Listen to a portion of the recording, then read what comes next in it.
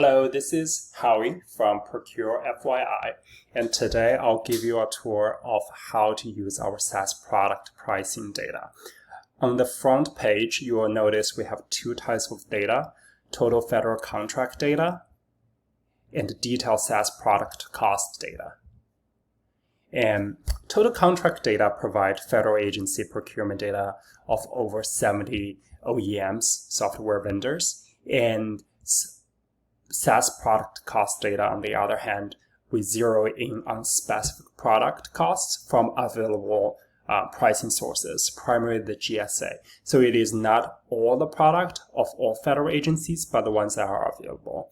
So the detailed description of all those data sets are provided in the data description here, where you can access the description of the data as well as the detailed features and description of each of the columns, in case you have any questions.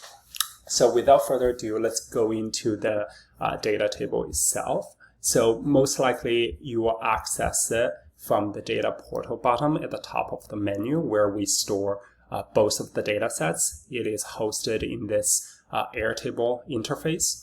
So the Airtable interface can be seen as like two parts. On one part, we have this side is the grid view, where you can see each of the entries on two tabs of the two data sets. One is the SaaS product pricing data, which is what we are interested in. Another is the federal SaaS contract payment data, which is what we described as the total contract payment. So on this side, you have something called extension here, but this essentially is a dashboard where you can expand as well. But you can also select different view of the dashboard. The different dashboard focus on different data set.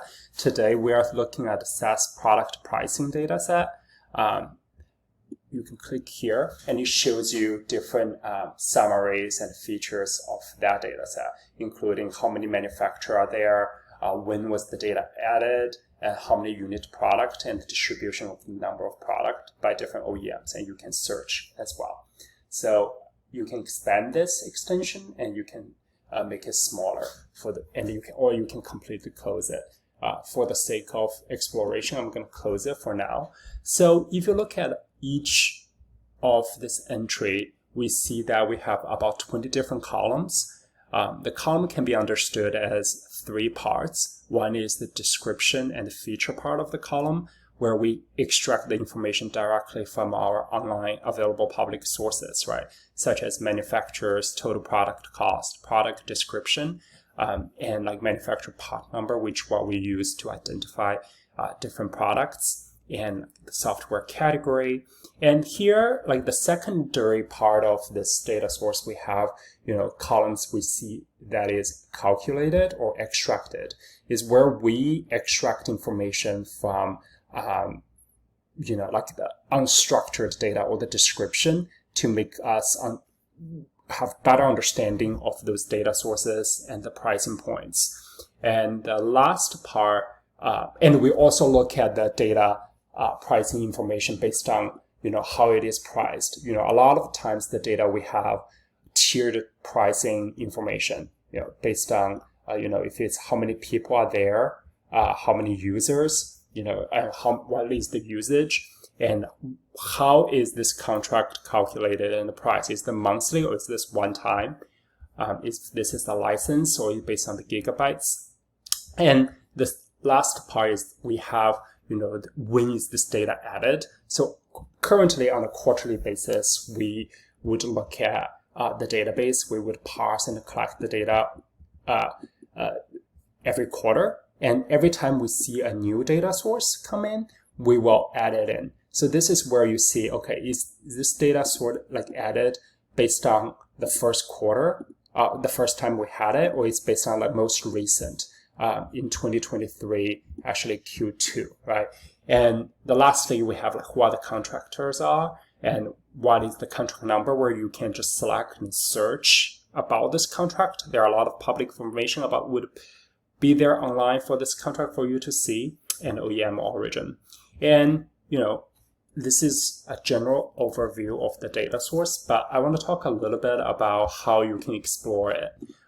Exploration is part of the embedded function in Airtable, one, you can sort. Each of the columns can be sorted. And two, you can filter. Each of the columns, again, can also be filtered. So if I want to see, okay, I'm only curious about manufacturers like CrowdStrike, right? So it allows you to filter the particular manufacturer. And at the same time, the extension, if you go to the extension, the dashboard reflect what you just filtered. So the dashboard, the visualization is focused on this specific view that you have. And another thing is, I think a lot of times people do not take full advantage of is the group function. You can actually, if I just remove this filter, you can actually group this data based on, software, each of those, a lot of different columns. If I say, hey, I'm only curious about identity and access, or I'm only curious about robotic process automation, it shows you all the product under each category.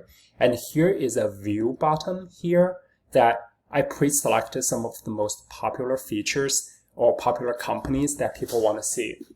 Microsoft OpenAI is obviously one of the most popular, procurement items or pricing items that people have seen. Just use this one for example, and you can also just look at the Microsoft OpenAI here. Say if I just want to filter this based on OpenAI. And what is interesting about this view again is that your extension shows you what is this, the summary statistics of this particular manufacturer. We have about 60 unique products.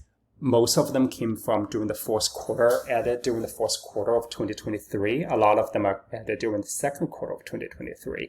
How people use this is, for example, we have about 60 different products, and you can see based on different, it is a model completion token, or it is based on just like a training token, what kind of models we are using, right? So all different product has different price, and 60 of them, and you can compare that with what you see on Microsoft's own website.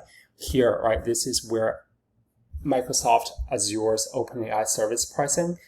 As you see, there are very limited pricing points here. One, you can compare like what our pricing we collected with like this public pricing from Microsoft Azure. And as you can see here, Microsoft only have like about 7 data points versus we have about 60. So this is one way that a lot of people use this data source. But this is an overview of how like this pricing data can be available and useful for a lot of our users. And hopefully this is useful, instructive for you. Like the extracted data and calculated data is for directional purpose. We do our best to like parsing out and extract that kind of information to provide different dimensions and degree of the price information for different specific SaaS product. And hopefully this is useful for you. If you have any questions, please let us know. Thank you.